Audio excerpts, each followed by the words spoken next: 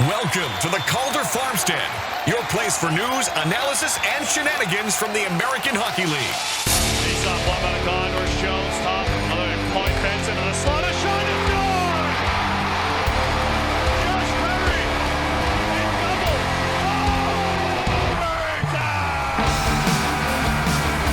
Left point long drive. Safety running. What a stop by Matisse with the left pad. Oh, there was a scramble in front of the net. Denied was Matt Schicker by a miraculous piece of net binding by Matisse. Later from the red line sends it in. Hofer in his net. He stops it. Hofer looking. Hofer firing toward the empty net. He scores!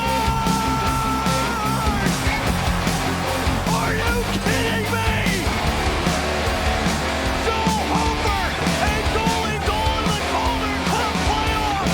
And now, with 9 minutes gone in overtime, the Bears breaking out. Right side with Fair. Brooks Light cutting to the net. Fair and let's go! He scored! He scored! It's over!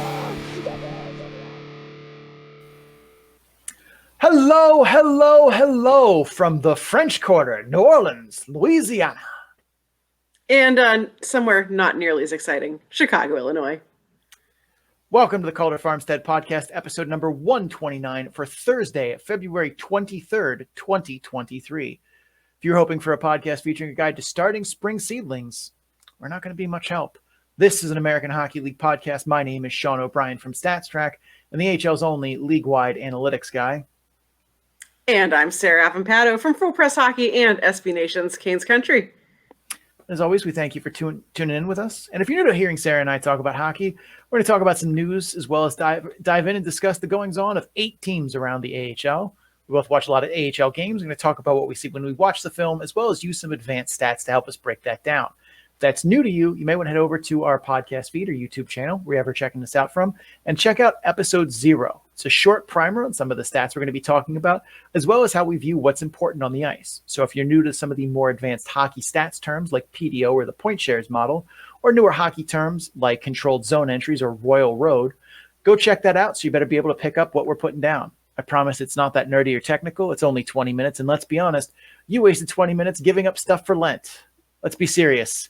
Your New Year's resolutions are already in shambles. Is it going to be different this time around? You'll never get that time back. So next time, why not spend a little more time with us talking hockey? Sarah, we have news that happened. You know, we take a week off and shockingly, the AHL does not sit on its hands. Amazing. Biggest bit I would say to come out is the outdoor classic jersey reveals for both teams.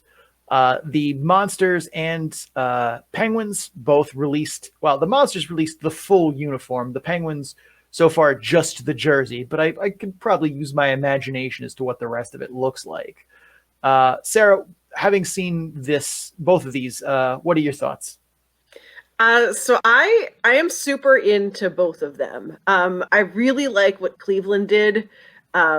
It's using the same sort of monster motif, but different style. They're using sort of the same circular kind of logo that I feel like everyone uses at some point in time or the other. I love the bright blue. They are both color jerseys, which is a little unexpected. But I think it's super fun.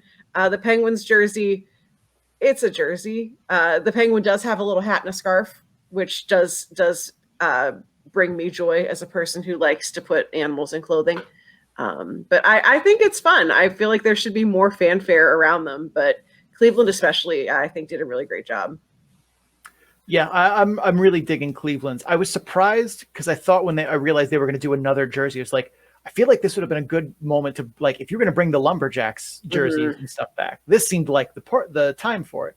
But then I realized, like, no, from like a marketing perspective, that's not a smart idea. This is a big tentpole event that you might have, a bunch of new fans attending for the first time, and you don't want them to think that your team is actually the Lumberjacks. Right. So you want to make sure that your branding is correct. But that being said, like, this is a very bold departure from what the Monsters look usually is, where they copy kind of the Cavaliers' colors and a little bit of their style. And this is blue and gold, and I think it looks really good. Like, if it were up to me, that's their jersey for next year. Like, that's the main. but that's because I don't like the black with the Cleveland diagonal. Like, I know what they're trying to do, but like, too many teams have black jerseys. Like, go with the wine color. I think that's a much better look. But I definitely like what Cleveland did. I'm with you that Wilkes-Barre Scranton's one is like, it's fine. I don't have a problem with it. I think because Cleveland went so outside of what they normally do or could do here, it makes Wilkes-Barre Scranton's look a little more obvious. Like that you could have just told me that was the Penguins' third jersey and be like, oh, okay. Right. Or like they redesign, like it doesn't really evoke like something kind of out of the box. It's still good. I do like it, but it very much looks like a concept for a jersey that they would have just worn for anything. It doesn't scream winter classic to me. Right. Yeah. Regardless, though, I like them. I like them both. The color rush thing I'm the most interested in. And we talked about this in Start Bench Ship on our last episode where, teams don't have to wear white anymore. We're no longer in black and white TV. As long as you're not playing like a red jersey on a green jersey for colorblind people out there, like you can pretty much do whatever as long as they're different enough that, folks in the stands and players in the ice and refs can tell them apart. So like bright gold and royal blue we'll go with. I don't know. Blue. Definitely different enough to stand out. Yeah. We can call it Cleveland blue. I guess we can. It is the blue that Cleveland is wearing. But sure. But yeah, I'm interested to see because this has got to be the first time in AHL history where a team has not worn white as their jersey case for a game. Or if they have, it had to be some weird occurrence. Yeah, like someone forgot their jerseys. Yeah, or like a specialty night, or like the other team was like, well, they're light gray or like off white or something. Yeah. We do have some trades to talk about, so let's get to that. One that affects you a little more directly is Chicago got Zach Senyshyn from the Comets. Quickly, if you're a Wolves fan listening and wondering who is Zach Senyshyn or why is Zach Senyshyn, quick scouting report here. Good puck skills, gets a little bit of tunnel vision when he's trying to make plays. He tends to kind of not see the ice as a whole, and that kind of hurts him, but good skater, good speed, NHL caliber shot, physical player, but not so much in the defensive zone. Doesn't really do a whole lot of the defense thing. But he's been a top 6 forward in the AHL in the past, but he's not someone who I would think of as a play driver. He needs teammates to set him up with the puck, as he's best used, getting the puck from the defensive zone into the offensive zone with his skating or as a shooter. He's not much of a playmaker and isn't someone who I think is going to drive a lot of offense, but has finishing talent. Sarah, what did you think of this trade and any thoughts on Zach Senyshyn? Yeah, I feel like this one went kind of under the radar, like it happened and then, oh, wow, they sure did a thing. He's only gotten into a couple of games, so I feel like he's still trying to find his rhythm with the new team.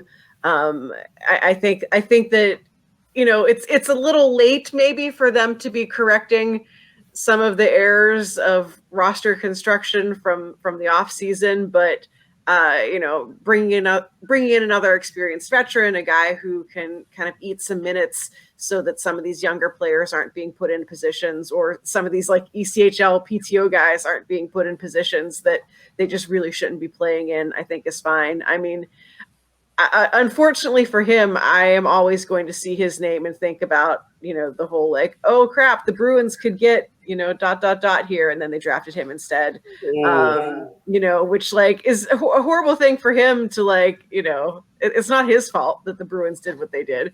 But, he's a guy who just didn't quite pan out the way that, they wanted him to in the NHL, but for a Wolves team that has a lot of young players and a lot of guys who maybe are playing up above where they should be, I think that it doesn't hurt to add in another experienced vet who can just go out there and play.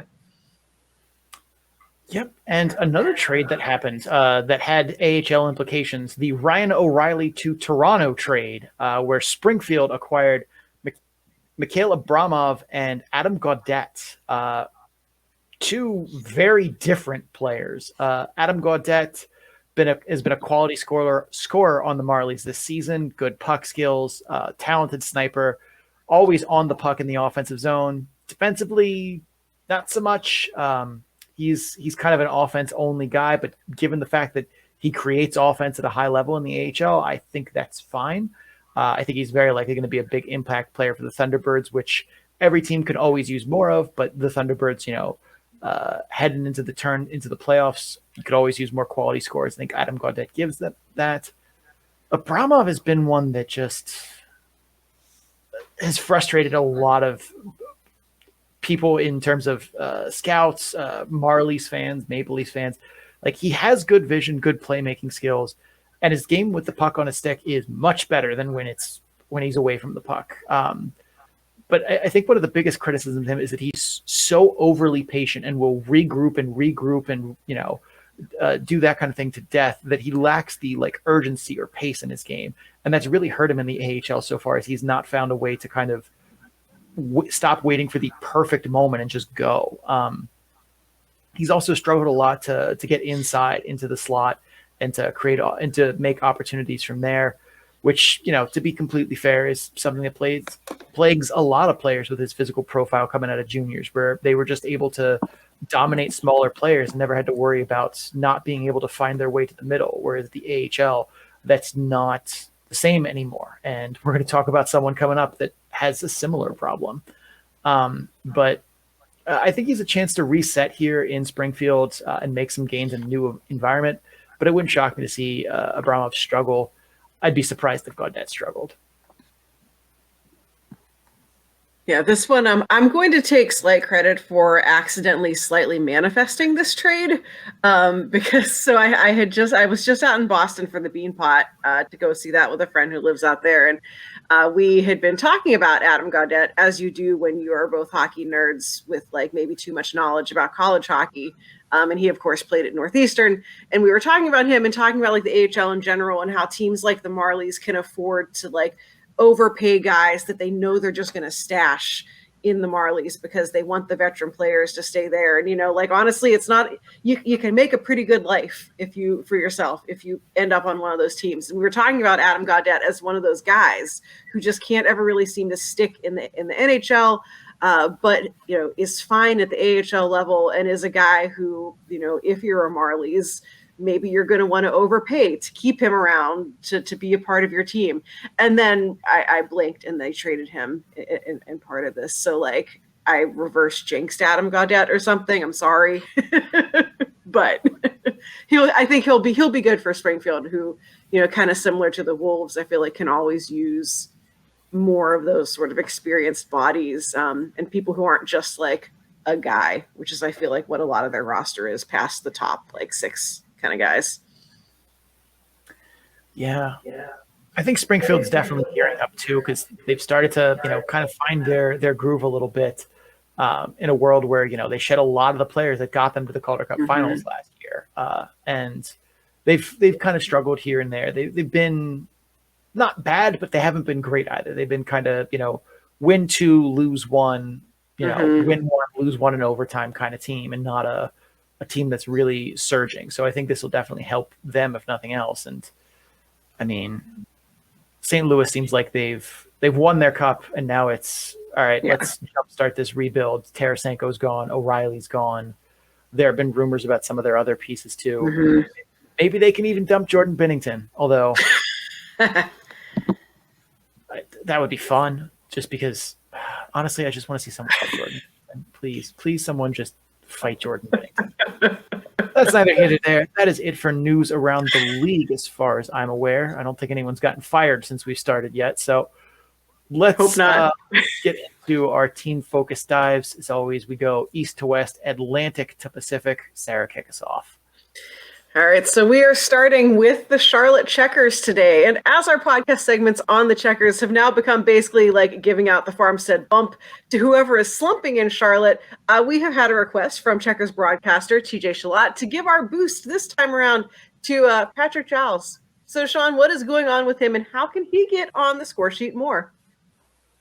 So this is one of the more challenging player deep dives that I've had to do on this show, as we don't talk about players like Giles on the podcast very often. He's big physical grinder, doesn't make the score sheet a whole lot, and that's not typical of the type of player we do break down and talk about here. But TJ did ask, and being a friend of the show, I think that, we were more than happy to oblige him here. And we're also, 2 for 2 in highlighting Checkers players in a slump that have gotten out of it immediately following our show. So let's go. For this dive, I actually went back to his Boston College and USNTDP tape to see how we got here.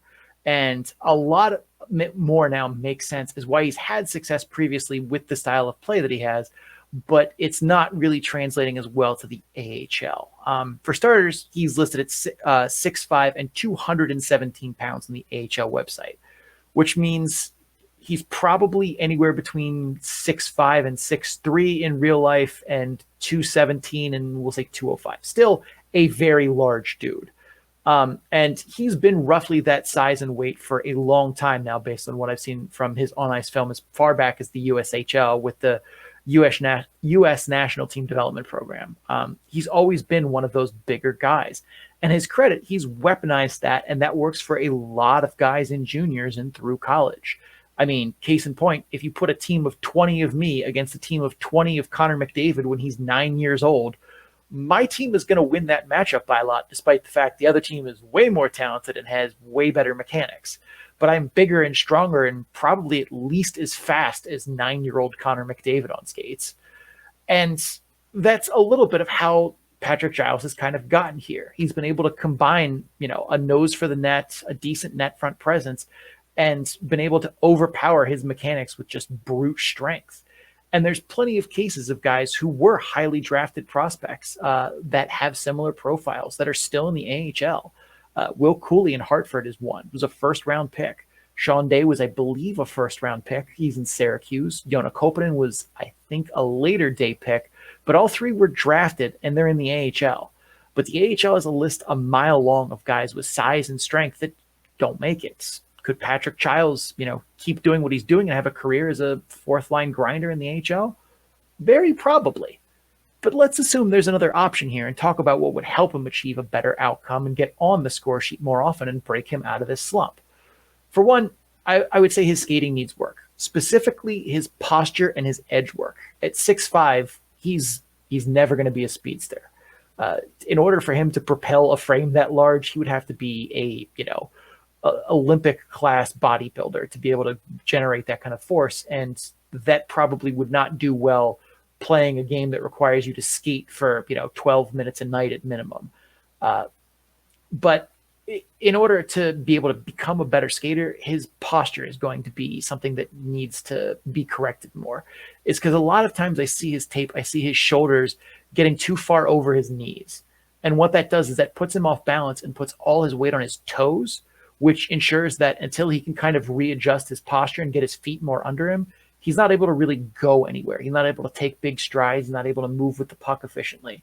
And that happens a lot in his game. It hurts his ability to do things like catching passes in motion, deking, pivoting. Some of that is also his edge work, as his posture breaking down doesn't let him dig his edges into the ice and make more agile moves.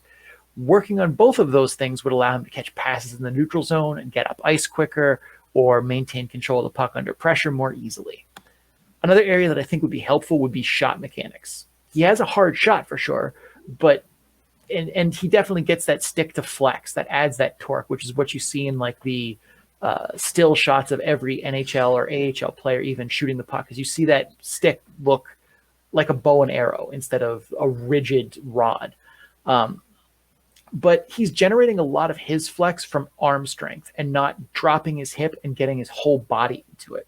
And that's why you see guys that are smaller be able to be able to put more velocity on the puck. Like we saw Elias Pettersson in the hardest shot competition. Elias Pettersson is tiny. He is my sized. The same thing could be said about Connor Bedard or Cole Caulfield. They're not big dudes, but they get that stick flex because they drop all of their weight with their hip right onto the shaft of that stick, and you can see that flex just makes this beautiful like half moon curve. And you don't see that when Giles shoots. He turns his hips over, but his hips stay up. He doesn't drop them into that shot, which takes away the amount of torque and the amount of weight he's able to put on that shot. Lastly, I think the thing for him is I would work on his puck control. He seems to struggle at times to maintain possession under pressure. Part of me thinks that might be because his stick is too long, or the lie on his stick isn't high enough, so that when he pulls the puck in tight, he can't keep control because too much of the blade is coming up off the ice. If any of you out there listening have a hockey stick in your basement and like to stick handle or something like that, like I do, because you're a lunatic, you can pull when you pull the stick up close and your elbow gets really high, like the blade comes off the ice. And while when you're 2 inches away from your feet, that's okay. But if your stick is too long for your arms or your body type, you're going to have that problem even when it's, a couple feet a couple inches in front of you. And I think I see that in him. I can't be sure about that one, though, because I'm not exactly getting an 8K HD feed from AHL TV, but I have a suspicion that that's true. I also think, too, that he would benefit a little bit more from doing some more in-tight stick handling drills or maneuvering a little bit more so that he's able to kind of unpair his hands from his feet and be able to deke a little bit more effectively. All in all, though, Giles is a hard worker. He has a nose for the net, but his size and strength advantage isn't enough anymore for him to be able to just overpower his mechanics and overpower AHL defenders. If he wants to continue to progress forward, it's time to refine some things so that they work more efficiently for him and make the game easier. And we see players who are able to make those adaptations to kind of change their game, refine some of their mechanics, do better as they go on. One of the big criticisms about Sean Day when he was one of the few players to ever get the exceptional status in junior hockey was that he skated so well, but that masked a lot of the problems that he had because he had physical tools. And eventually he got to a point where that wasn't enough anymore. And we've seen him in Syracuse start to refine his game more. His skating is still great and he still uses it very well, but he's had to develop other abilities around it in order to be able to progress.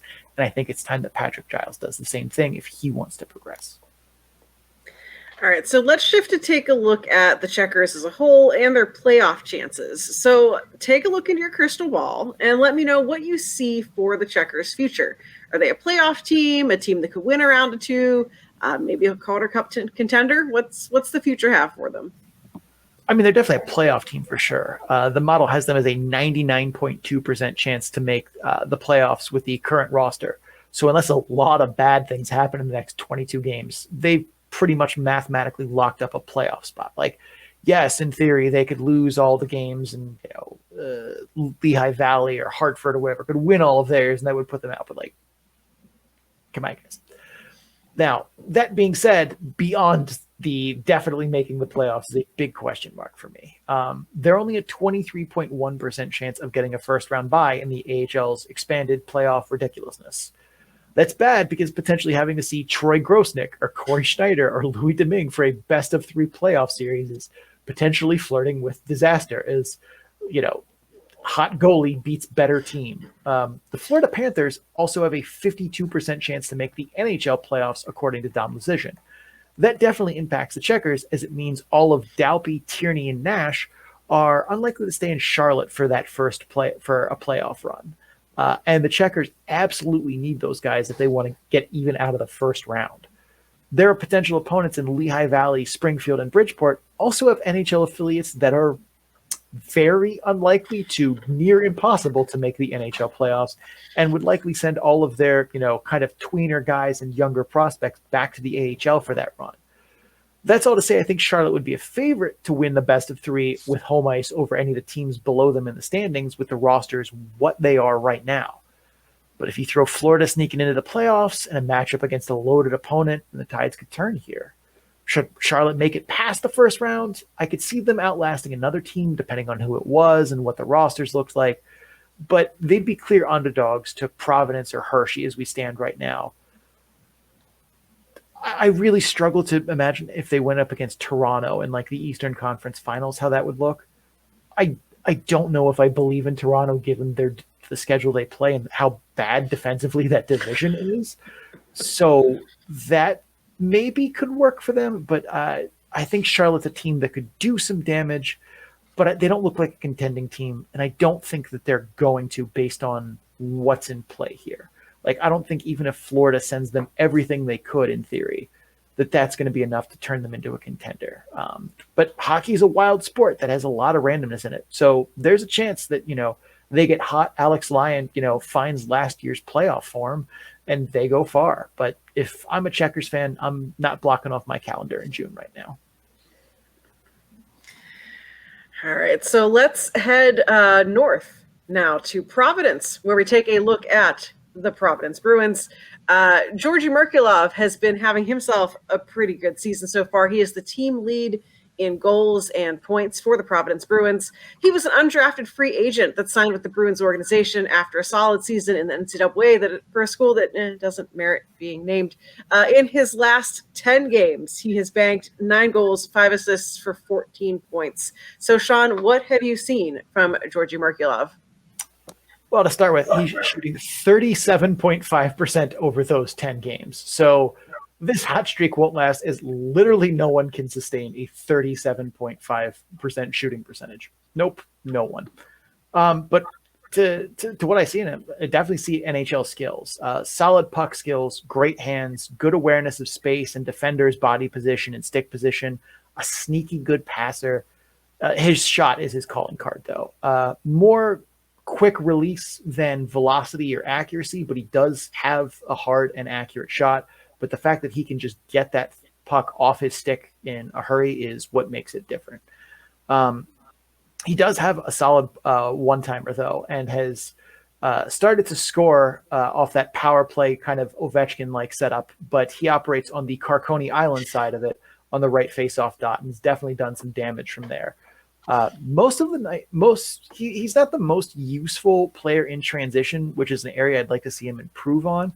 But he's not dragging the P Bruins down with unnecessary glass and outs or unforced dump and chases. He's just not someone who's really put in charge of transporting the puck for controlled zone exits or controlled zone entries, which is fine, but it's definitely something that I would like to see more of, considering that he's got the tools to make it work.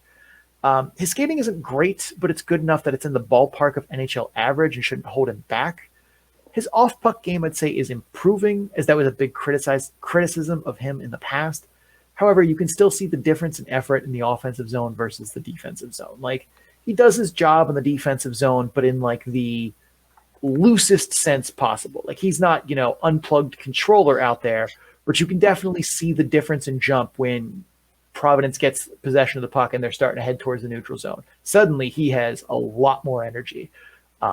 To me, that says he should probably stick to wing over center, as he's getting a better jump out of the zone as a winger. Doesn't have to be as responsible in the D zone, but that's, not always the case. He's been on a heater recently here for sure, and while I obviously think he cools off, he has a solid skill set and is dangerous at the AHL level. Saying he has an NHL skill set, though, doesn't make him a bona fide NHL player just yet, though. I think he definitely gets into NHL games eventually. Maybe not this season, as the Bruins are in full-on go-for-it mode and are very unlikely to want to tinker with any parts of their roster that aren't absolutely necessary. So I don't think, unless more injuries happen, that he gets called up to the NHL for anything more than a trip around the press box and a cup of coffee. Or, one of those games where he makes his debut and plays something, like 4.5 minutes or something ridiculous than that. But if he's going to stick in the NHL, he's going to need to continue his off-puck game and the progress in that, as well as add some more layers to his both offensive and defensive game. I'd like to see some deceptive elements from his offensive game, as well as a little more effort, a little more attention to detail in the defensive side of things. And while he has a good shot, I think he needs to find more opportunities to use it. And that doesn't mean heaving more pucks on net from distance. That's never the answer. But rather trying to find more ways to create more high-danger opportunities with and without the puck. He's doing a decent job of that now. And again, he's shooting 37%, and that's unsustainable. He's shooting 37% over the last 10 games. I don't know off the top of my head what his season long is with the Bruins, but I'm sure it's probably pretty high. And it's surprising that he's managed to hold that off while only putting a very modest shot volume on that. I'd like to see that go up, but not get watered down with throwaways. All right, so as we've been doing in some recent episodes, let's end with some thoughts on where you think the Providence Bruins end up this season. They're obviously a playoff team. There's no question about that. But how far do you think they can go? I mean, they're a good team when all the main pieces are there, but they concern me with how top-heavy they are paired with Boston being in win-now mode. Does Boston scoop up Mike Riley when the playoffs come and the salary cap is no longer a problem? We've seen Providence face some call-ups and injuries this season, and it has not been pretty when they've needed guys to step up, as they don't really have the depth built for that. They've also blown 6 games with a lead in the third period, which is tied for most in the AHL, which, not overly something I want to read into, but it is something that does concern me a little bit. And yeah, when everyone's in town and is healthy, this is a very good team. And if they can keep this band together, they can absolutely make a Calder Cup run. But as those pieces get stripped away, which I think is pretty likely, my faith in the P Bruins to do damage in the playoffs drops exponentially, because you take a Georgi Merkulov and a Mike Riley off this team, and suddenly they're not so special anymore. God forbid you are forced to play like Keith Kincaid in the playoffs. Like, Kincaid still has something left to give, but he's not Brandon Bussin. He's not Kaiser Soze. So it's one of those where, like, as constructed right now with everyone in town, everyone healthy, they could absolutely win a Calder Cup. But you start taking away 1 or 2 of those pieces and putting that depth up higher, and it gets very sketchy very quickly. All right. There's plenty more we could talk about in the Atlantic Division, but I think that's a good place to leave it. Let us head to the North Division and talk about the host of the Winter Classic. What are they? The Outdoor Classic? I didn't get the marketing verbiage. I'm sorry. But let's talk about the Cleveland Monsters. We've already talked about the most important news, the Cleveland Monsters, which is their outdoor game jerseys. But looking at what's happening on the ice, it's been an up and down year for the Monsters. Sarah, other than skating outside for a while, what do the Monsters have to look forward to? So, yeah, this year has definitely been a roller coaster for the Monsters, who at times have been towards the top of the division in the standings. At other times, they've been dead last. Right now, they are 6th out of 7 in their division. They've got 49 points. And so they're starting to put a little bit of separation between themselves and 7th place Belleville. Now, I know we talk about this basically anytime we talk about this division, but the gap between number 1 Toronto and everyone else is like actually making me feel insane, because Toronto right now has 73 points. Number 2 Syracuse and number 3 Utica, 53 points. Like, that is completely crazy. It just makes you think that literally anything can happen in 2 through 7, and I'd believe it. Cleveland right now, they are playing at above 500. They're just 4 points back from 2nd place, again, in 6th place. So this is ridiculous. Anything can happen. We could end up on the last day of the season, and you could tell me Cleveland ends up absolutely anywhere, and I would be like, yeah, that tracks. They have won 7 of their last 10. That is the best record over the last 10 games in the North Division. They've been doing a lot to help themselves, like I said, gain that division between themselves and Belleville and really push themselves up in the standings. Compare that with Utica, who they're chasing in the standings. Utica has won just 2 of their last 10 games. There is a lot of room for movement in the standings, and performances like this recent stretch from Cleveland is going to go a long way to helping them out. Right now, they're projected to be just out of the playoff picture. Laval is currently grabbing that last spot in the North Division per our model, but A, anything can happen, and B, the model still gives them a 57.3% chance of making the playoffs. That is not nothing. That is one hot stretch away from jumping up over Laval or literally anything else. They could end up at 2nd, and I'd be like, okay, cool. As usual, though, their biggest enemy is the Columbus Blue Jackets. That team's injury list is still a mile long. I feel like every time I pay any attention to Columbus, something else bad has happened to someone on that team. The trade deadline is fast approaching. We know that Columbus is going to trade off guys. Key players like Trey Fix-Wolansky keep getting called up. So it's hard to build any sort of consistency at the rate that Columbus keeps calling up players, and or Cleveland has to keep adding players on PTOs from the ECHL due to their own injuries that they're dealing with. Right now, they currently rank 3rd in the league in terms of starting roster games lost. They have just been decimated, again, by all of the injuries that Columbus has been dealing with.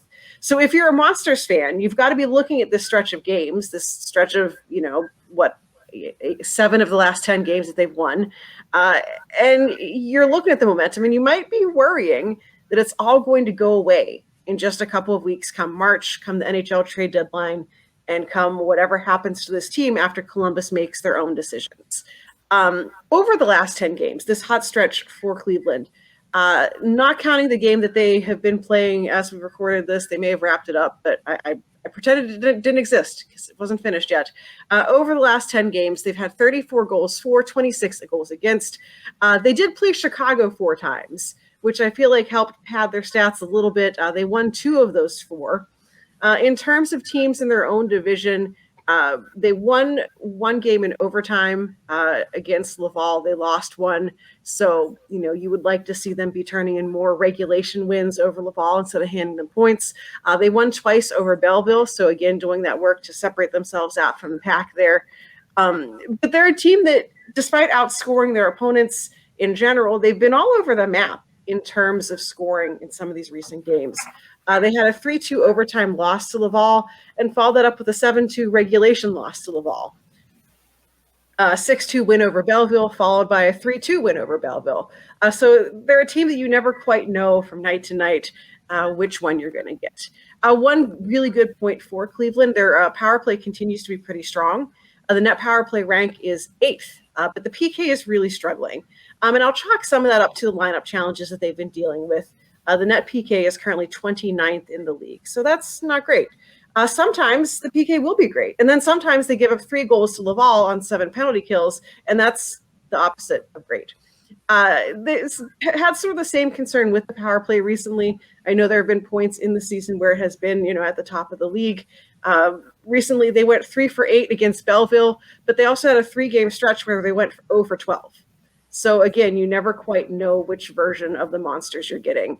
The power play strength is important because they're getting beat at even strength.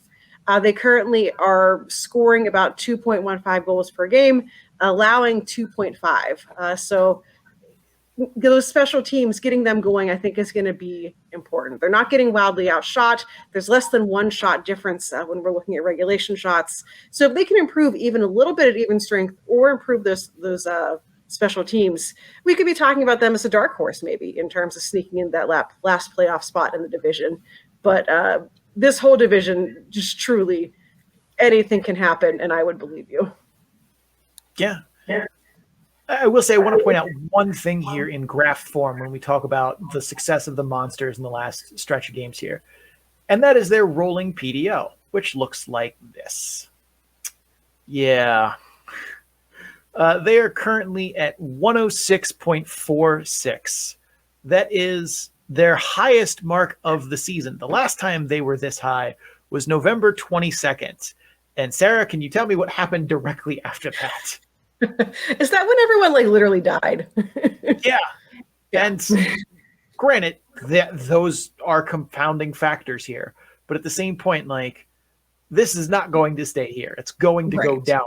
And it's going to go down probably pretty precipitously. So, yeah, you might have seen, good things have definitely happened in this 7-3 stretch. But I see that and I'm like, alarm bells. That's not exactly a great sign. It's not a good signpost. I think they could continue to be good while that still goes down. But I am alarmed. Not to mention, too, no one is coming to save them in net.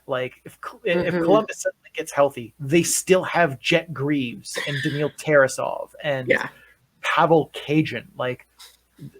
Nope. Yeah. No.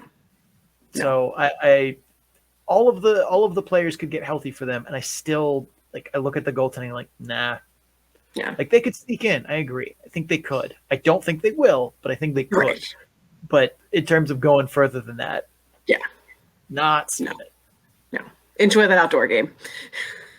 Yeah, I mean, and we said the last time we talked about Cleveland, that this was a team that we didn't have a lot of faith in, and there were a lot of bad signposts. We said to Monsters fans, enjoy it now. I don't think this lasts. Smoke them while you got them. And we were right. So the outdoor game should be fun, though. You'll have a respectable team playing in First Energy Stadium for once. So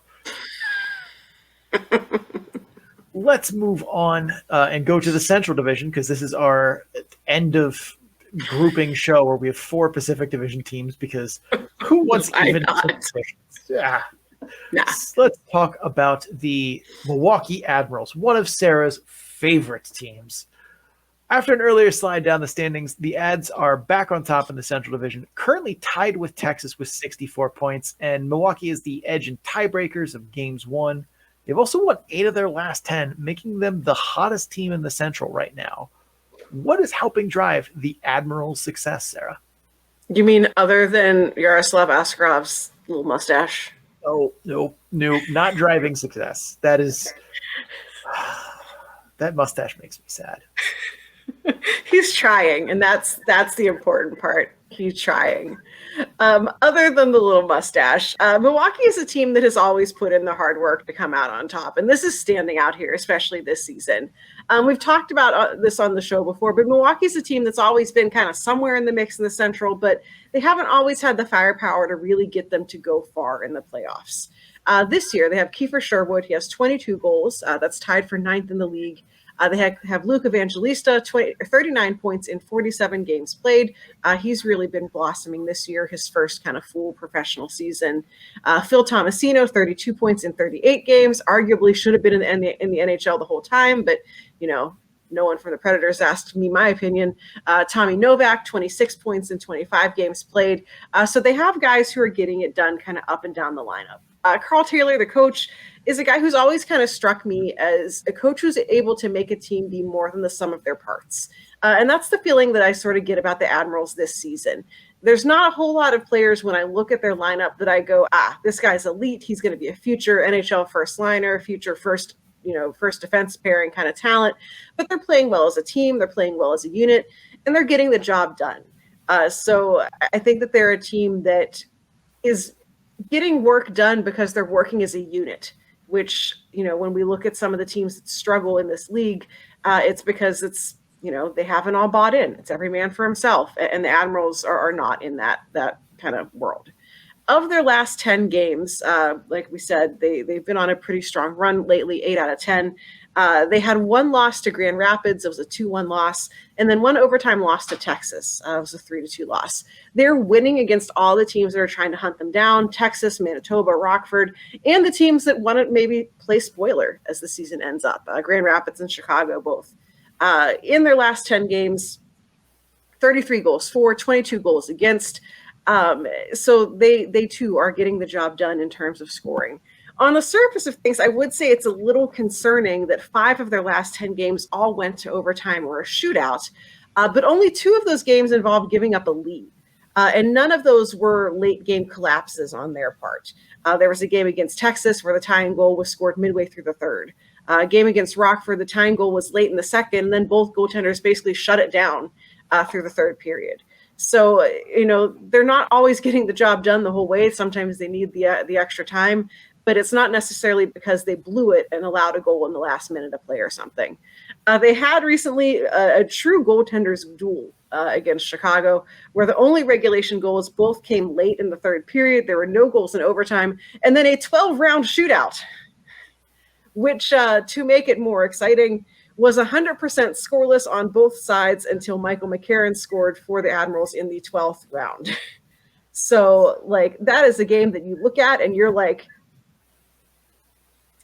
it happened. I saw a lot of Wolves fans get upset about that game, and I'm kind of like, you had regulation, you had overtime, and you had 12 rounds of a shootout, and you're going to blame Pyotr Kochetkov for this?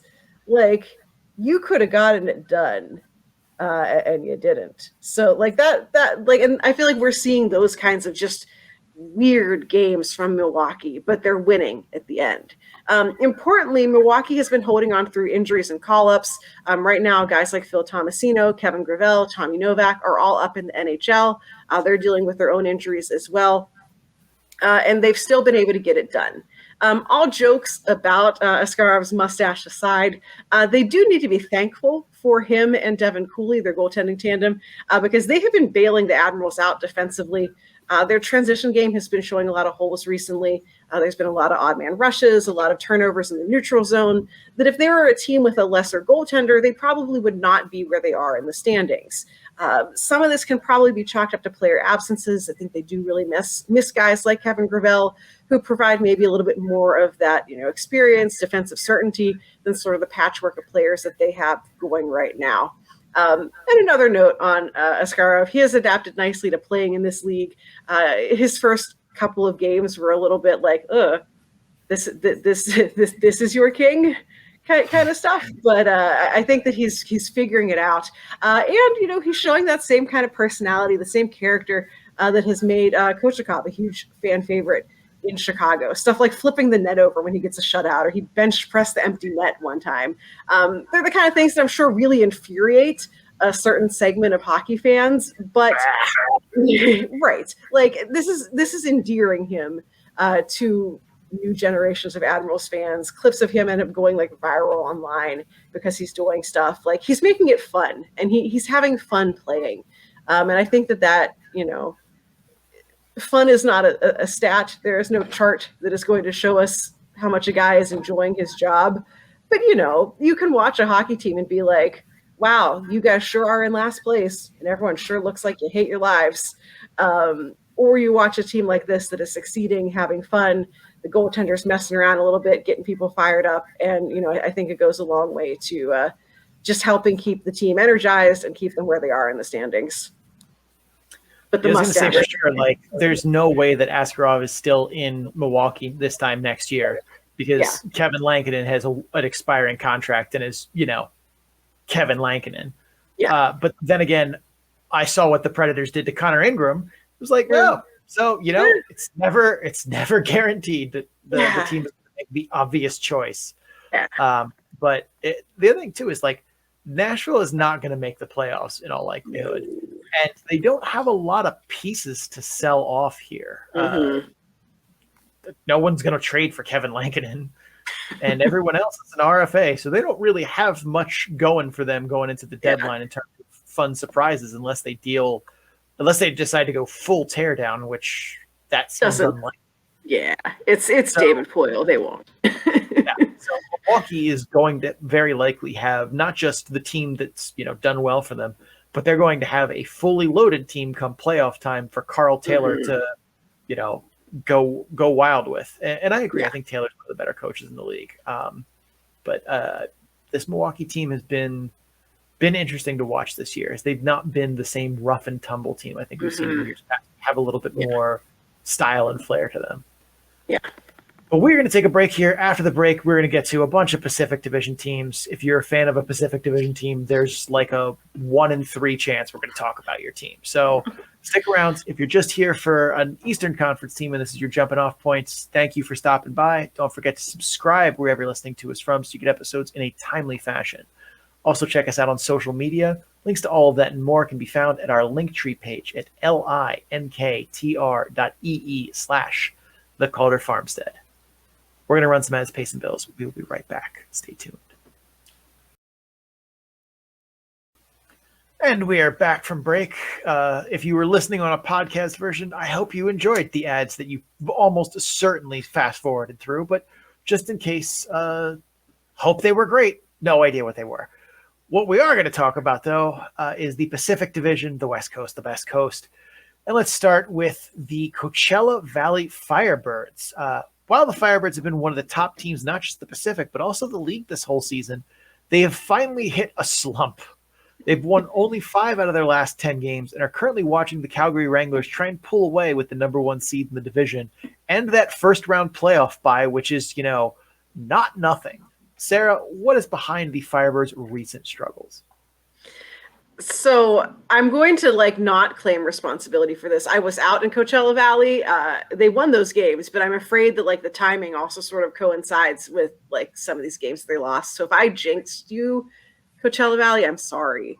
But really one of the biggest factors for Coachella Valley is the injury to Andrew Podorowski.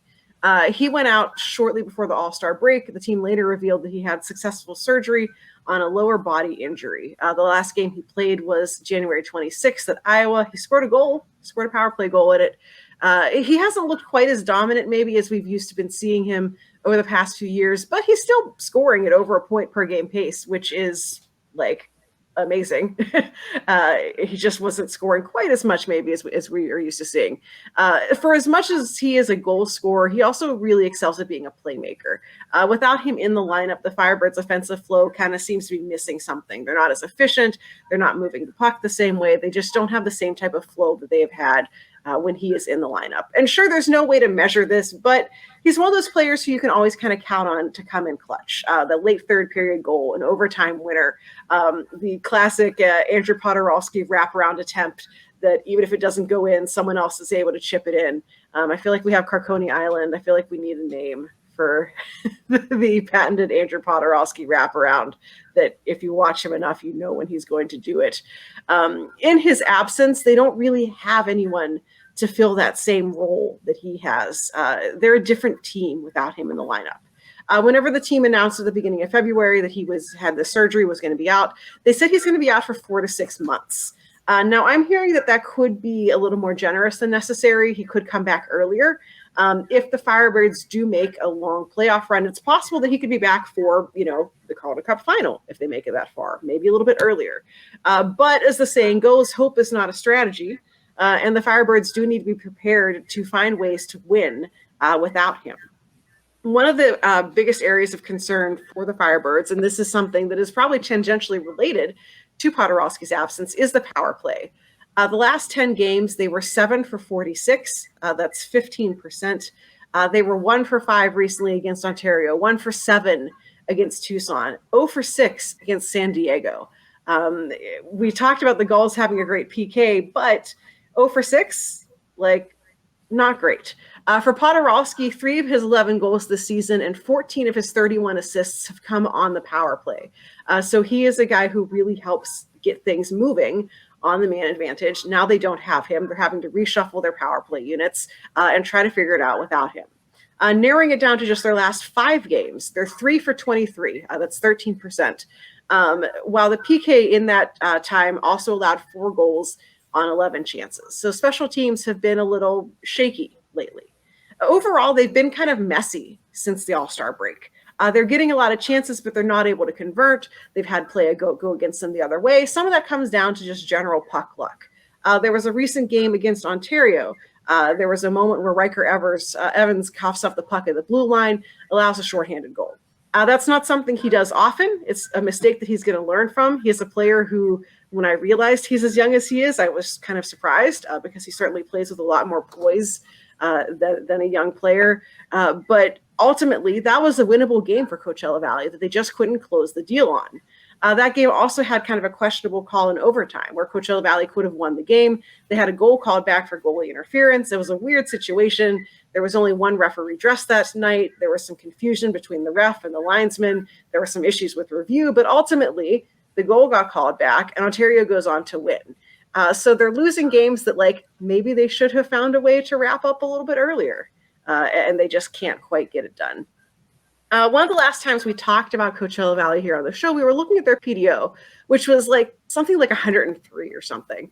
And we wondered if and when this number comes back down to earth, is Coachella Valley still going to be a good team? And the answer to that question then and now is yes.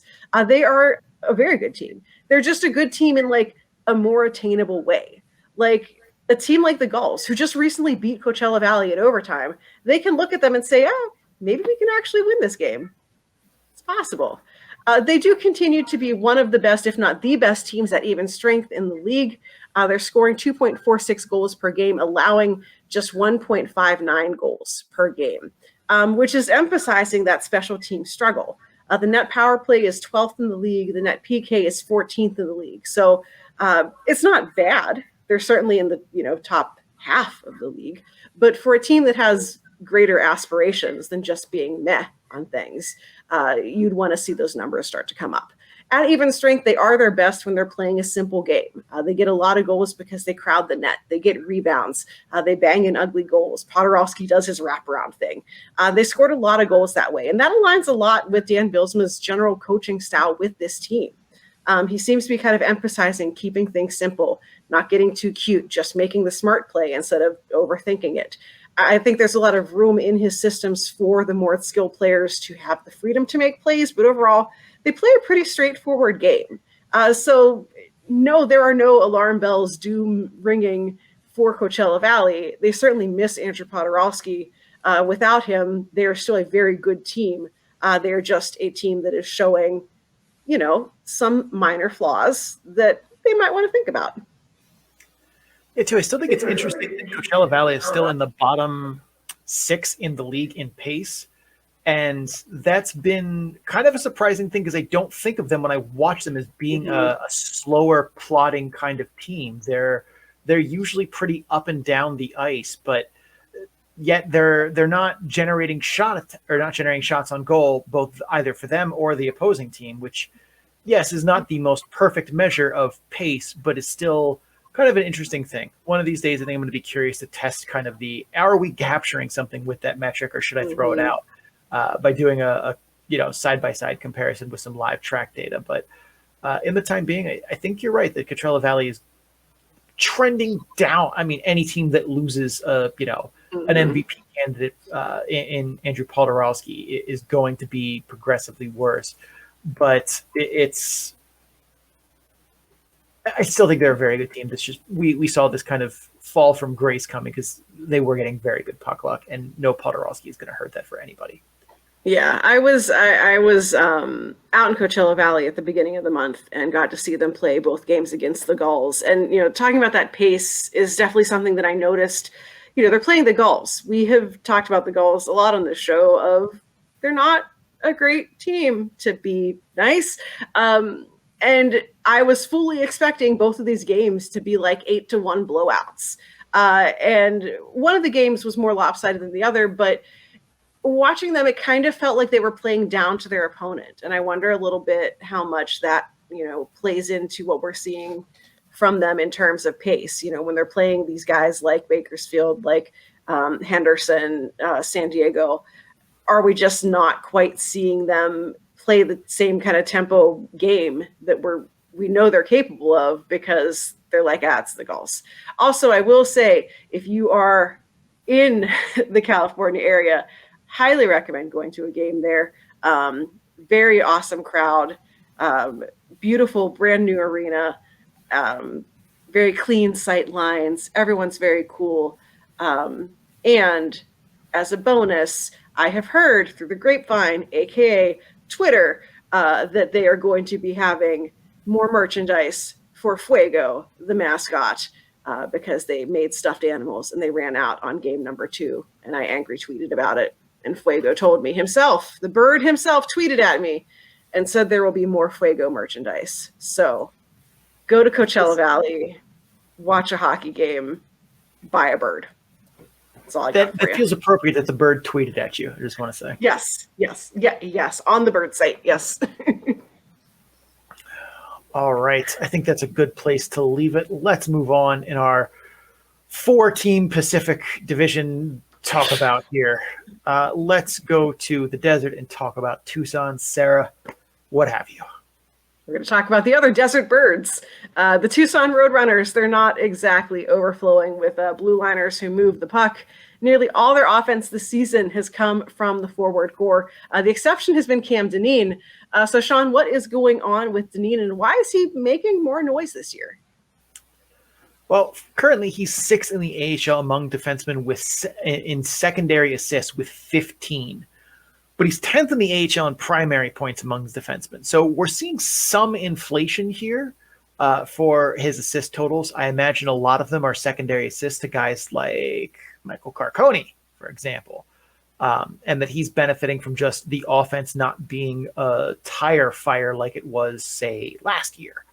But, I've also seen a lot of things from him watching his tape where he has that Roman Josi-like quality where as soon as he sees the tide start to turn in his defensive end transition going the other way, he's getting a jump on that puck and he's going.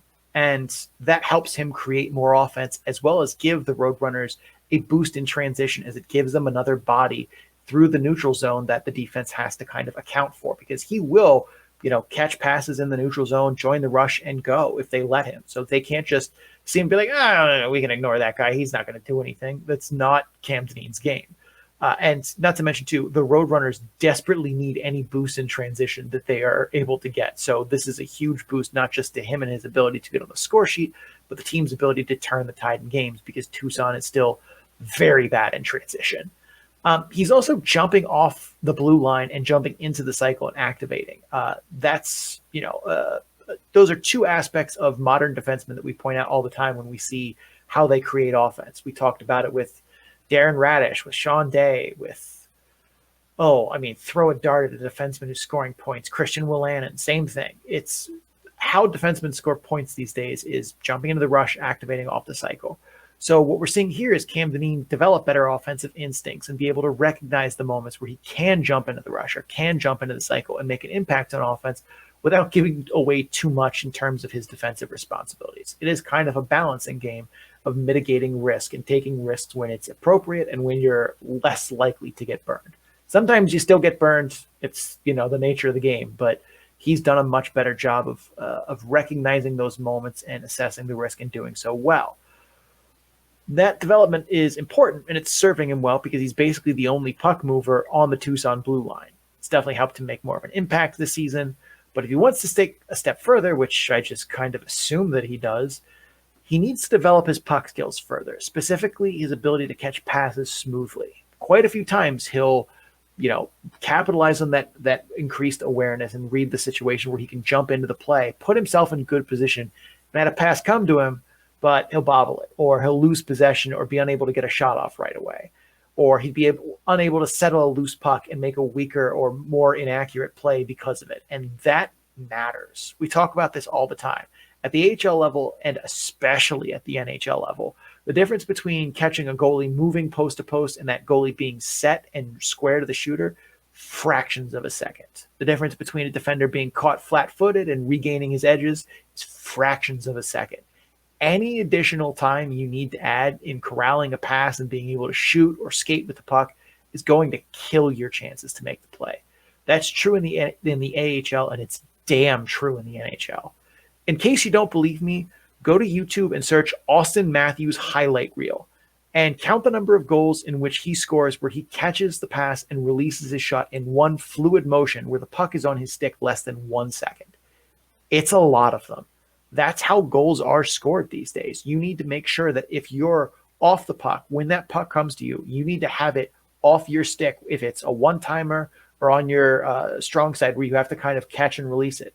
Any additional time you take it from catching that pass to putting it on net is dropping your chances to score. On defense, I don't see much different, which is good. I've always thought that Cam Dineen was a solid defender in his own zone. I think his skating limits him in defending the rush a little bit, especially versus speedsters, which is concerning.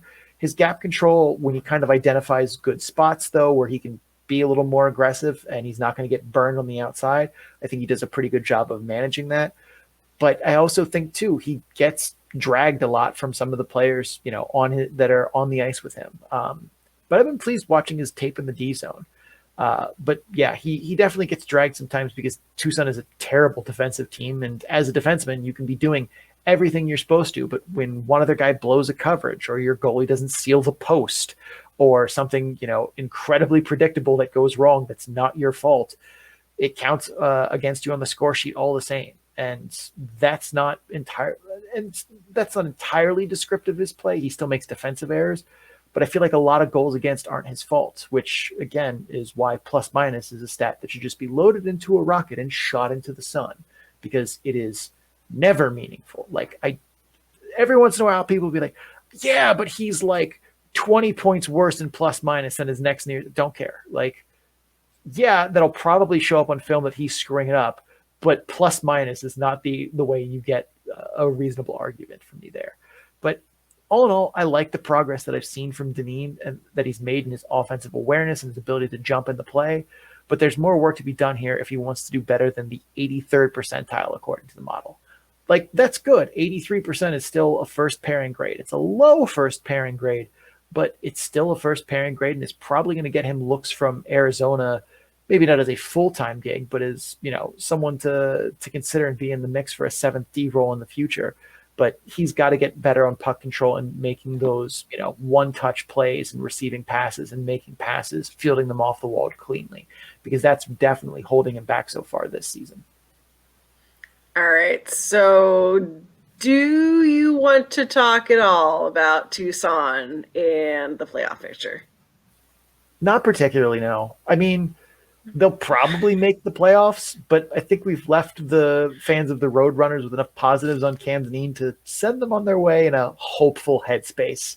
It's also why I don't think there's any point in talking about what Dyson Mayo's departure means, because, I'm in a positive mood today. So let's stick with that while we talk about players and teams and not feel the need to drag up where the Roadrunners are going playoff-wise. So let's keep going. Fair. That's fair. We're going to talk about Bakersfield next as we continue our trek through the endless Pacific Division. Despite going 7 for 17 on the power play against the Gulls, whose PK we've highlighted in previous episodes for being far better than expected, the Bakersfield Condors find their power play ranked 28th in net power play in the AHL. Before that 7 power play goal explosion, they had just 2 power play goals in the entire month of February. Was this series against the Gulls a sign that the Condors power play has figured it out, or is this a mirage? It's kind of hard to say for sure. On one hand, the Gulls PK was genuinely awful in this 2-game series. Just did not play like the unit we highlighted earlier. Lacked aggression, poise, discipline across the board, a lot of lazy effort. On the other hand, confidence matters. It's why major college football teams schedule their opening game against a lower tier school and then just blast them into the sun by 50 points. It's why thoroughbred racehorses will also run against donkeys in training. Hell, it's why trash reality TV exists. People don't watch The Real Housewives or Duck Dynasty because they're Emmy-winning dramas. They watch it because they see the show and the absolute ridiculousness of the people on those shows and feel like, well, at least I have it more together than those people. And all of these can give, people a little boost of confidence, even if they know it's hardly a fair comparison. Like when Alabama rolls, Grambling State in week 1 by 48 points, like everyone knows that that's what's supposed to happen. But still, it helps you, feel good going into the season. They still do it every year, and they pay that school like $1 million to come in and get the crap beat out of them. So clearly they're getting some value out of it. But, in that sense, power play goals like Noah Philp and Justin Bailey scored in this series against the Gulls aren't likely repeatable because teams won't defend that poorly on the power play or on their penalty kill on the regular basis. But seeing the puck go in the net on the man advantage after a month of it just not working, that can make an impact here.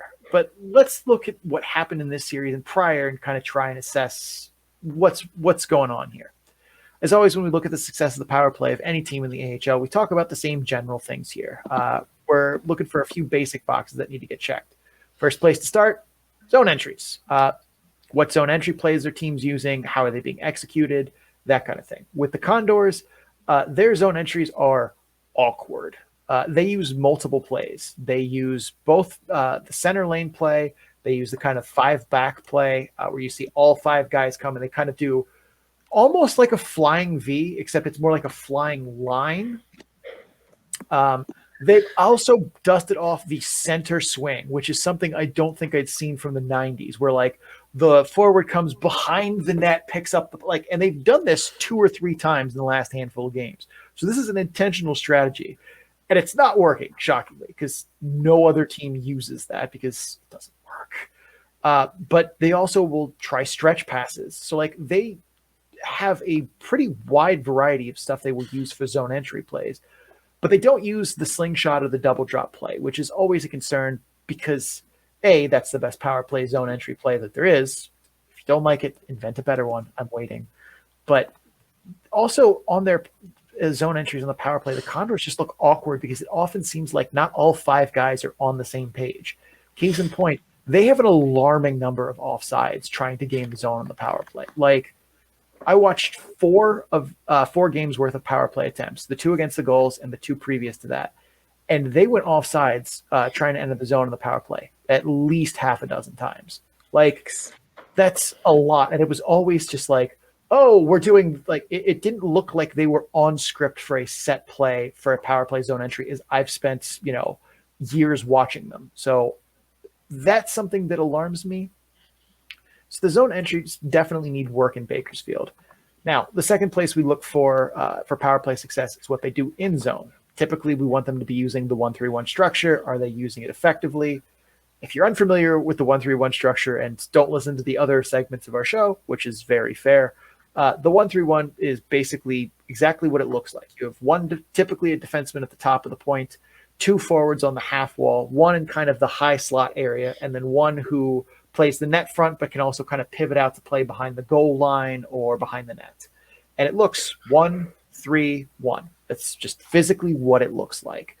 And it's the power play structure that I want to say nearly every NHL team uses at this point, or every AHL team uses at this point. And the whole point of it is that you create those cross-seam passes from one half wall to the other to create those one-timers that you see Ovechkin score on, and Leon Draisaitl and McDavid score on, or Steven Stamkos and Nikita Kucherov score on. That's the kind of setup that you're looking for ideally.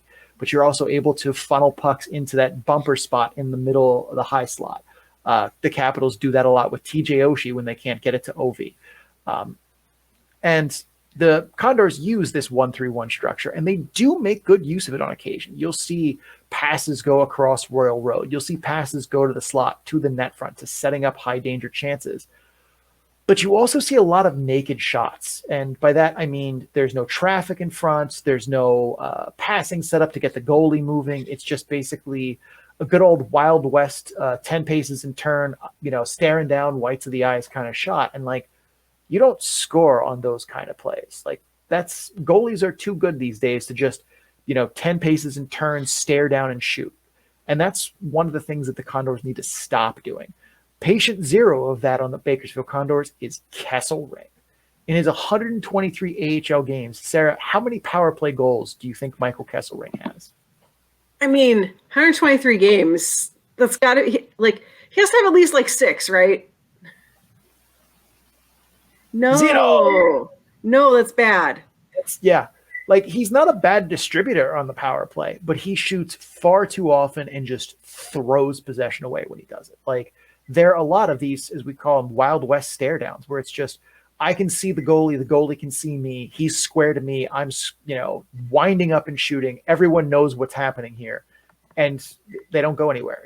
I remember when the Bears had Martin Faravari on their blue line for the power play, and when we had Emily Angelnatsky on, I literally asked her when we weren't recording, like, please take him off. It pains me to watch slap pucks from 85 feet away on the power play that have no chance of going in. Kesselring is in that neighborhood of just, let's throw pucks away from as far away from the net as I can be while still being in the offensive zone. And oh my God, nothing happened. But I see why he's out there, but he needs to shoot far less. The other thing that makes that compounds that error is the Condors are not good at winning races to rebounds. So a lot of their power play possessions are one and done. And when that one shot is kind of a wasted one from distance with no screens, no nothing in front, you're really causing a recipe for the 31st best power play in the AHL here.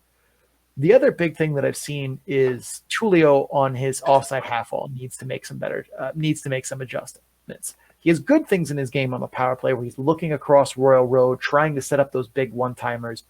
But also he has a lot of moments where his feet look like they're in concrete. Like, he gets the puck there and he's not dynamic. He's literally going to skate 1 or 2 strides and then get rid of it like he's in the NBA and is worried about a traveling call.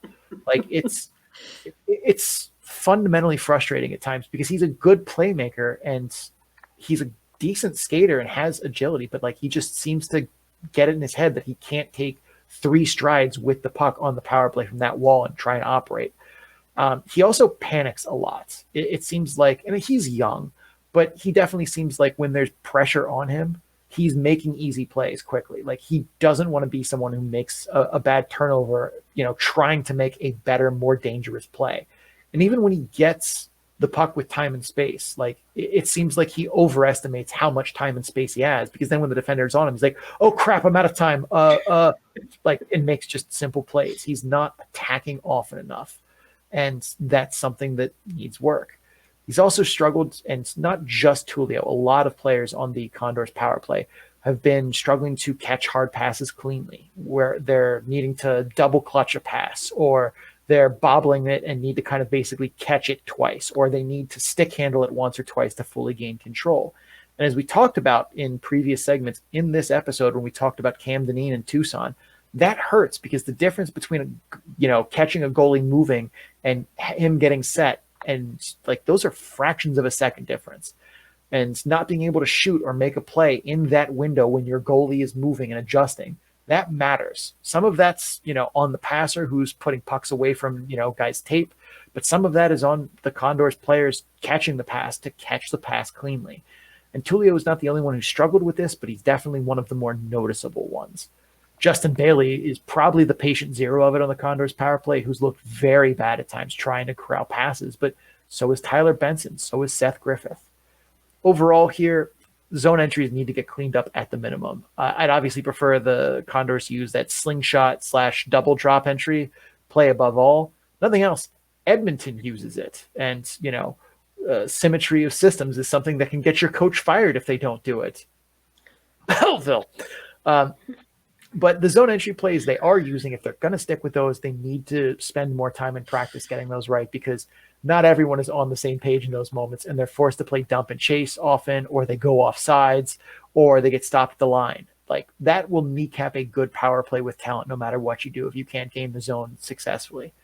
The second thing they need to focus on more is shot selection. You can't just keep letting Kesselring rip clappers from distance. Third thing is making and controlling hard passes. This is a whole team thing, but it is a problem because they're making the correct pass and that's where the puck needs to go, but they're not doing it in a way that it's a clean reception or that it's, not in skates. The fourth thing I would say is they need to work on regaining rebounds and winning those races to loose pucks, because when they do get shots on net, oftentimes they're, laughably slow to trying to recover that puck, and it's down the other end, and then they have to try and game the zone again, which they've also had problems with. So this is a lot of compounding errors, where if they can make gains in one of these areas, it'll kind of help the rest of everything move more smoothly. But, if the Condors can make those gains, you're going to see improvement in the efficiency of this power play, even when you play teams that have a penalty kill better than the Gulls do in those two games. Like, yeah, that can give them a boost in confidence, but there's a lot of work that needs to be done, because even in some of those moments, the Gulls managed to shut them down with not a lot of the quality work being done to do so. All right. We could talk more about the Condors here, but I think that's a good place to leave it. Let's move on and talk about the last team of our episode here, the Henderson Silver Knights. Sarah, once again, it doesn't seem like there's a lot going right for the Henderson Silver Knights. They have not had an easy run this season. On paper, we both expected them to be way better than they are. But it's been a struggle for them all year. So what exactly is going on in the shadow of the Strip in Vegas? All right, so I have got some good news and some bad news for Henderson fans. The bad news, your team has just won one of their last 10 games. That's not great. The good news, you're still 8 points ahead of the San Diego Gulls. So, it could be worse. Wow. But this is a team, that's rough. This is a team that if something can go wrong for them, it probably will. The biggest problem lately is goaltending, in that they don't have any of it. In Vegas, obviously, Robin Lehner's out for the year with his 8,000 injuries plus snake farm bankruptcy problem. Logan Thompson is now out week to week with a lower body injury, and Aiden Hill is now questionable after getting a minor injury in his last game played. Laurent Brossoit was already called up. Now they called up Michael Hutchinson, who, remember him? Did you remember that he is with the Vegas' organization? Because I didn't. But they've called him up too. So that leaves Yuri Patera and literally no one else. They called up an ECHL player, not the one that you would hope it was. They called up another guy. Yes, they did. Yes. Supposed to be his moment, Sarah. It is not. It is not. It is some other guy's moment. So like none of that is great. All three of those goalies, Brossoit, Hutchinson, Patera, they've been aggressively mediocre. To put it nicely, I feel like Brossoit eventually kind of got into the rhythm of things once he realized, like, hey, maybe I actually need to like try hard if I want to not be here anymore, and that worked for him. Patera has had some okay moments, but like that feels like a mirage. In his last 10 full games, he only gave up one goal 3 times. All the other games were like 2, 3, 4 goals against. So again, not great. 8 of the last 10 games that Henderson has played have been 1-goal games. This is a team that's finding ways to lose. They're not like necessarily coming out on top of those 1-goal games. They had a 3-2 loss to Tucson. They had a 2-0 lead. They had 2 quick goals in the first period and then blew it the rest of the game. The game-winning goal from Tucson came with 5 minutes left in the third. There was a scramble in front of the net. The loose puck comes right out to Hudson Ellenuk, who just goes off the post and in. Easy. There was a 3-2 shootout loss to Ontario. Henderson once again had a 2-0 lead after the first period, including scoring an opening goal a minute and 46 seconds in, and then proceeded to just kind of sit back the rest of the game and then lose. 4-3 loss to Colorado at the end of January. They had a 3-3 tie after an early goal in the third period. They easily could have got this to overtime. Instead, with 9 minutes left, they gave up the game-winning goal to David Ference. I'm just going to let that one sit there for a second. I watched a lot of David Ference this year. Yeah. So like none of these things are great. A lot of times we look at 1-goal games and we're like, oh, well, like that could have gone the other way. No, these ones couldn't have. They were kind of lucky, I think, that it got to this point. When you watch them, they just looked so disjointed on offense. There's not a lot of communication. There's a lot of one and done opportunities. The pace is pretty slow. They struggle to generate any offense. Their 1.74 even strength goals per game is among the lowest in the league. And unlike some other teams that struggle with even strength, they're not making up for it on the power play. The net power play is at 15.5%. That is 20th in the league. They are one of the least penalized teams in the league. So fortunately, the PK isn't being tested that much. When it is one of the stronger ones in the league, though. It's 8th in terms of net PK. But like that's not scoring you goals. Overall, like they're just not exciting. In terms of game pace, they're pretty much smack in the middle of the league. They're not really missing much. You know, I just said their goaltending is kind of a mess. But when you look at the guys up front, they're not really missing much in terms of their top players. Sheldon Rempel is still there doing Sheldon Rempel things. Lucas Cormier has been pretty interesting. Gage Quinney is reliable. Like he has basically been the same player his whole career, and he is still doing that. I'd like to see more of their younger players step up, but Vegas and Henderson, as an organization as a whole, is in that spot where they just don't have a whole ton of homegrown prospects yet who are ready to contribute because they keep trading them away to chase a cup that Vegas has not found yet. They have Brendan Brisson, who I think is going to be interesting, but he's still figuring it out. This is a team that at the beginning of the season, the model projected them to end the year with 82 points. We both took the over because we looked at this roster. We looked at what this team had accomplished previously. And on paper, this is a team that should have done fairly well. Maybe we didn't predict Coachella Valley, to be quite as awesome as they have been. Calgary was like, we thought they'd be good, but who knows? But we didn't think that Henderson would be here. Right now, they're projected to finish with 62 points, but really anywhere between 55 and 68. That is a far cry from 82 points. So there's one for our end of the year list when we look back at all the stuff we and math somehow got wrong. Henderson is up there, but they have just not been able to get anything to go right for them. Would you like to hear some sad statistics that I looked up while you were yes. About? So scoring first is one of the hallmarks of, your team's more likely to win scoring the first goal than lose. I think on average, actually I can pull it up right now. Let me quickly do math here because I can see the entire league totals here. The league average is about 64.5% if you score first to win, which, if memory serves me correctly, is right about in line where it's been the previous 2 seasons. Henderson's win percentage. They've scored the first goal in 25 of 50 games, so half the time. That's not great, but it's much better than a bunch of other teams.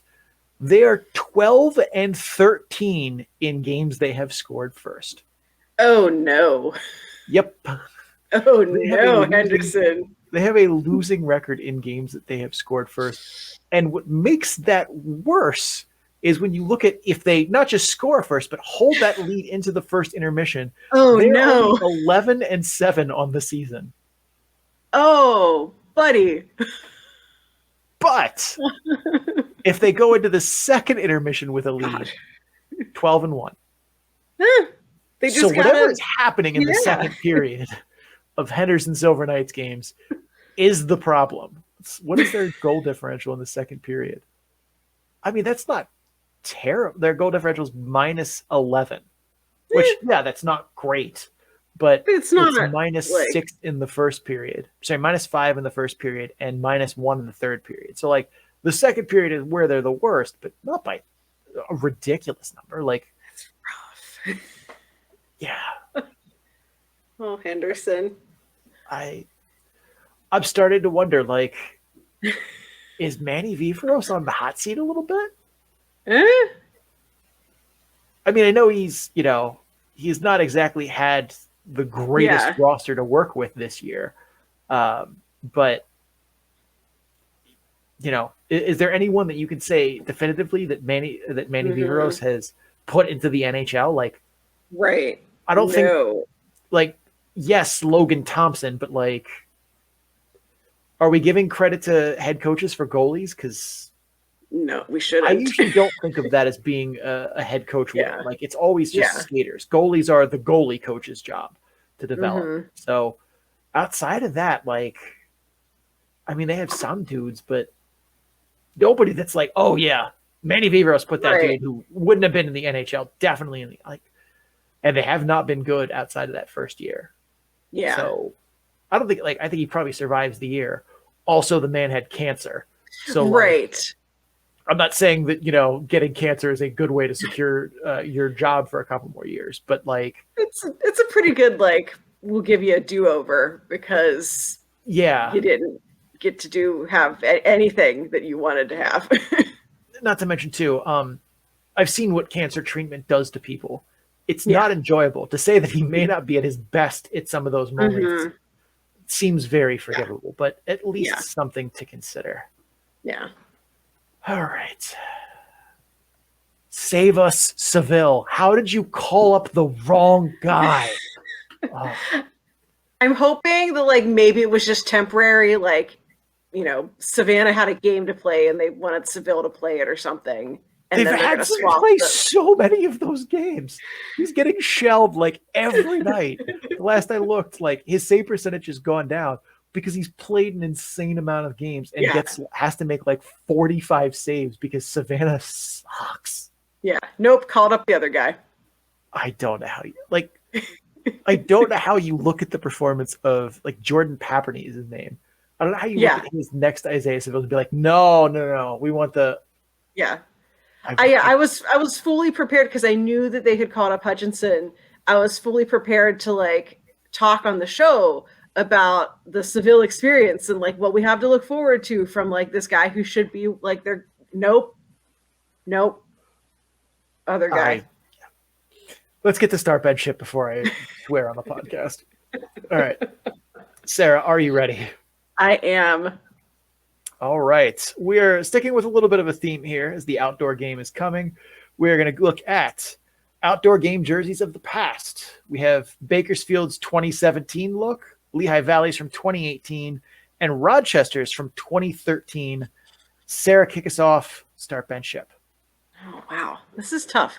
We're going to start Rochester. I just like the, like, old-timey look of it. Are those little stars on it? I think there's stars on it. I just think it's clean. I'm not a big fan of, like, cream colored jerseys, but, like, I have been given no option here. But I just like the sort of, like, retro look of theirs.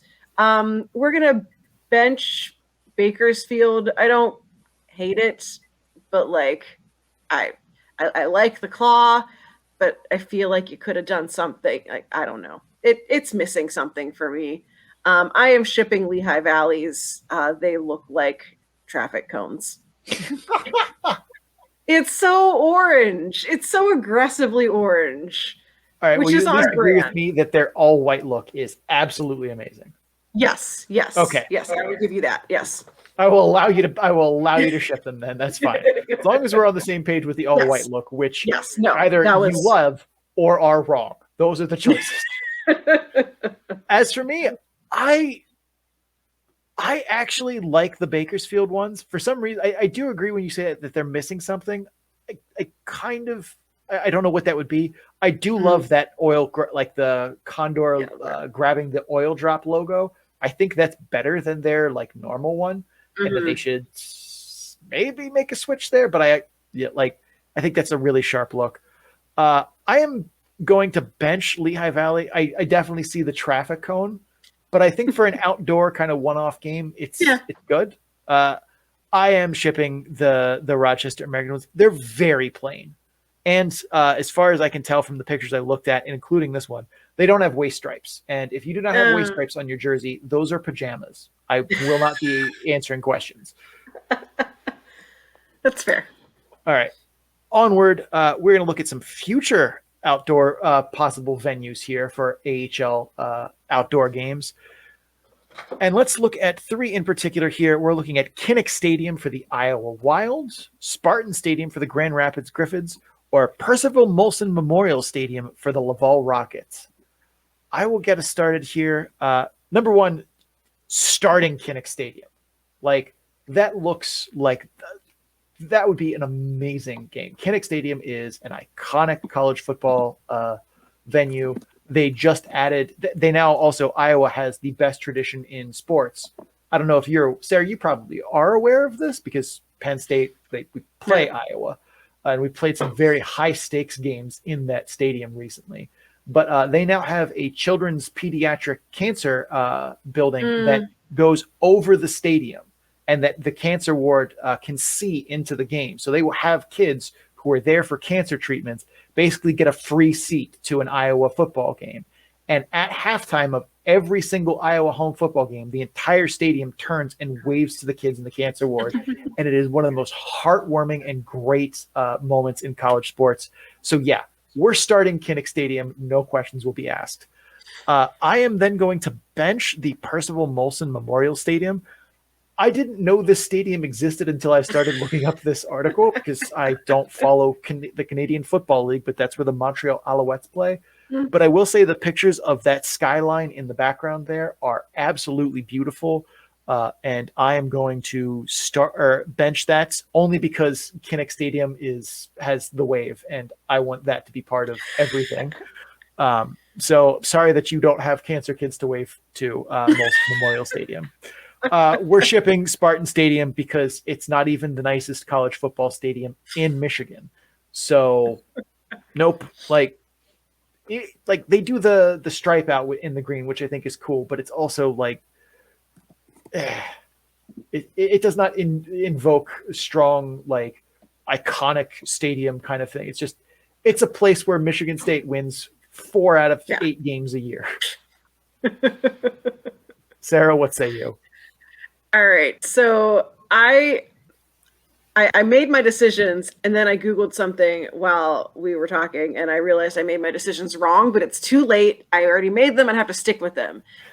So I was going to start Spartan Stadium, Grand Rapids, because I was basing it solely on which is easiest for me to get to, because I forgot that the Iowa Stadium is not in Des Moines like I thought it was. It is much closer. Yes, Iowa City is much closer than Des Moines. It actually turns out to be, I'm basically equidistant between Iowa City and wherever the heck stupid Michigan one is.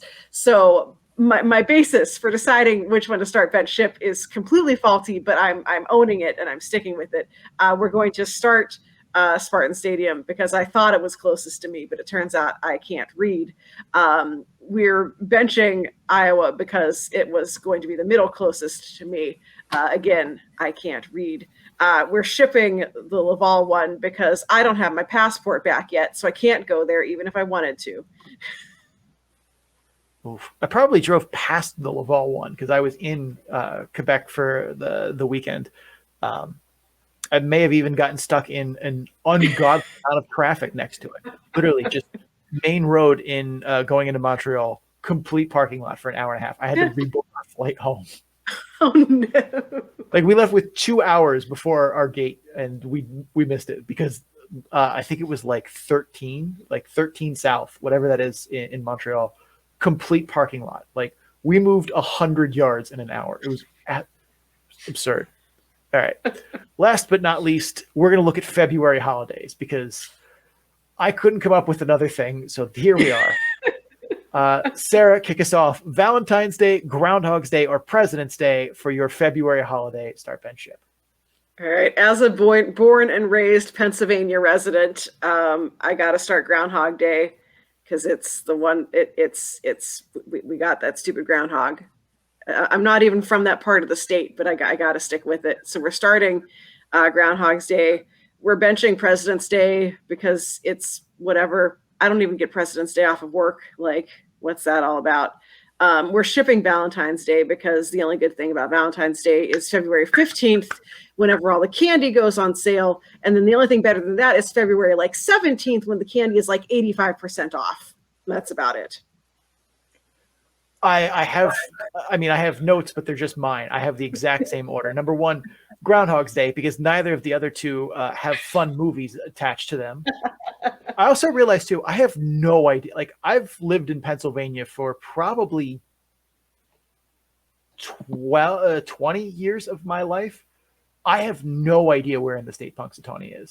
Like if you gave me a blank map of Pennsylvania, I could hit Pittsburgh, Erie, Philly, Harrisburg. I know where most of the I know where Wilkes-Barre is, Lehigh, all of it. Could not tell you if I got anywhere close to Punxsutawney, it would be random luck. But yes, Groundhog's Day definitely starting. Do you want to know the answer? Sure. Pittsburgh is here, State College is here, Punxsutawney is here. It's left half of the state. Interesting. I'm benching President's Day as well. I don't understand President's Day in the sense of it's a federal holiday celebrating our presidents. Why is 4th of July also a federal holiday celebrating a key aspect of America? But everyone has off on 4th of July that isn't a hospital worker or someone you definitely need for the rest of us to have life. Whereas President's Day, it's 40% of people have to go and work on President's Day, despite the fact that it's also a federal, that's garbage. Yeah.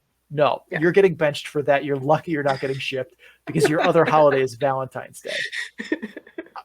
Fun fact, my wife and I don't do anything for Valentine's Day most years. We ordered Taco Bell and watched an episode of Yellowstone. That was Valentine's Day. And we're both this is dumb. I don't need one random ass day of the year for you to decide that that's the day you get flowers and a card or chocolates. No, that's dumb. No. And if you were with someone who gets mad because they didn't get a Valentine's, maybe think about it. It's a dumb holiday. Yes. All right. Anything more to add before we head into the outro, Sarah? Long live free candy. As long as it's Hershey's candy, that's all good. That's fine. All right, Sarah, take us out. All right, that is it for us today. Thank you so much for watching and or listening. The Calder Farmstead is part of the Full Press Radio Network. You can listen to this and several other great hockey, sports, and sports entertainment programs all at www.fullpresscoverage.com. Just click the podcast's drop-down menu in the top right portion of the website and enjoy. And if you guys are enjoying the Calder Farmstead, please make sure to subscribe so you get episodes in a timely fashion. Also, if you're listening on Apple Podcasts, Spotify, or Amazon, please rate and review the podcast. Even if you want to give us 3 stars, it's fine. Just, tell me why. What would have given us those extra 2 stars? If you're watching us on YouTube, like the video, comment what you thought of the episode. Doing these things helps other people find the show, and your reviews help us improve it. You can also follow the show on social media at Calder Farmstead on Twitter, at The Calder Farmstead on Instagram and Facebook. Links to all of that and more, including the link to our merch store. That's in our Linktree page at linktr.ee/The Calder Farmstead. Big thanks to Adrian Drake, who made our theme music. You can find him on social media at AD_dysfunction. That's AD_DYSFUNCTION, so we can make music for you. Sarah, where can the people find you? Well, as always, my name is Sarah Avampato. You can find me representing Full Press Hockey on Twitter at Right Said Sarah. It's WRITE, said Sarah with an H. You can check out my writing at Full Press Hockey, where I talk about the Ontario Reign, or at Canes Country, where I talk about the Chicago Wolves. Sean, where can people find you? I'm Sean O'Brien. You can find me on Twitter at Sean O'Brien81. That's SEANOBRIEN 81. I'm also on Instagram at Sean O'Brien _81. Both are personal, and my Twitter is mostly hockey related, although apparently I occasionally have hot takes on boarding school, high school hockey programs. My Instagram is not as hockey related. It's mostly pictures of my dog being cute. You can find all of my stats work on Tableau at bit.ly/data-dump-and-chase, all lowercase, all one word. Thank you for tuning into the show. For Sarah Avampato, I am Sean O'Brien. As always, please dump and chase responsibly.